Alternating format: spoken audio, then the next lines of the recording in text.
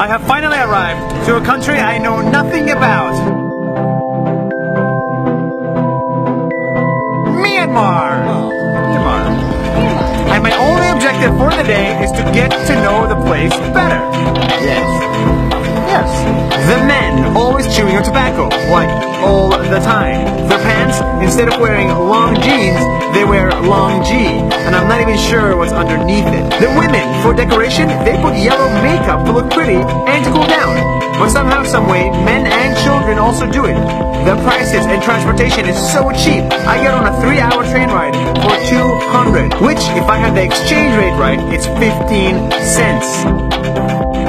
The people, even if they can't speak English with you, they will still high-five you for no reason. And that's all that matters to me.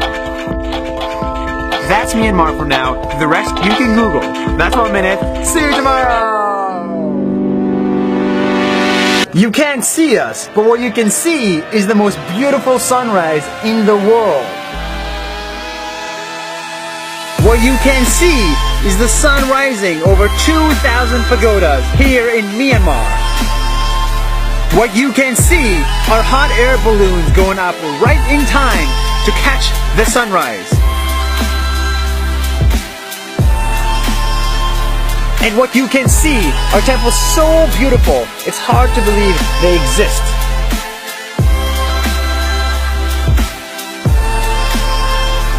But what you can't see are the 8,000 destroyed pagodas because of time and nature. What you cannot see is how 1,000 years ago, this was the lively center of a prosperous kingdom. And what you can't see, and what I can't show you, is how at peace this place makes you feel. That's Bagan. That's 1 minute. See you tomorrow. Let's talk religion. Before coming to Myanmar, I was told to be careful because I'm a Muslim. And Muslims in Myanmar, at least in the western side of it, are currently being prosecuted. They are what is known as the most prosecuted minority in the world because of clashes between Buddhists and Muslims. But I want this video to be about what's positive. And here in Yangon, it's very easy to find positivity, where just by walking for less than 10 minutes, you have a Buddhist temple built right next to a mosque. Where just a minute away from there, you can find a church. That is also 5 minutes away from a synagogue. And if you're not from any of these religions, then Chinatown is right nearby. Yes, Western Myanmar is in crisis, but I cannot think of many places in the world where in less than a kilometer radius, all these diverse religions exist side by side. That's 1 minute. See you tomorrow from the north. Hello! We are stuck in the middle of a lake.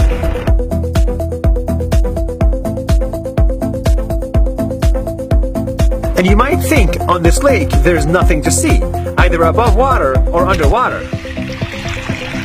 But you're wrong! There's a lot to see here that you won't see anywhere else in the world. Like the fishermen who paddle with their feet. Fish with their giant nets. Or do this with the water. There's also a floating village, kind of like Venice, just a little bit less romantic. And inside these houses, you can find the silver makers and the textile makers. But these guys have longer necks. And we're finally done with the beautiful nature of Myanmar! That's 1 minute! See you tomorrow! It's my last day here in Myanmar, and I've explored a lot of the nature, like this, and this. But what I haven't explored enough of are the people. See, up until 10 years ago, Myanmar was hard to visit. The government was run by the military, which means it was not very kind or democratic. But now it's changing, and with that change, you get to see beautiful places, but also meet beautiful people. Like Myeti the doctor, Jordan the architect, William the med student, Steven the YouTuber, Winpeng the med student too, Nay the business student, Momo the linguist, and Yeti the marine engineer. They're all great. And I have a feeling you'll get to meet more of them very, very soon. Bye, Linus! That's 1 minute. See you tomorrow! Sorry, guys. Sorry. See you tomorrow!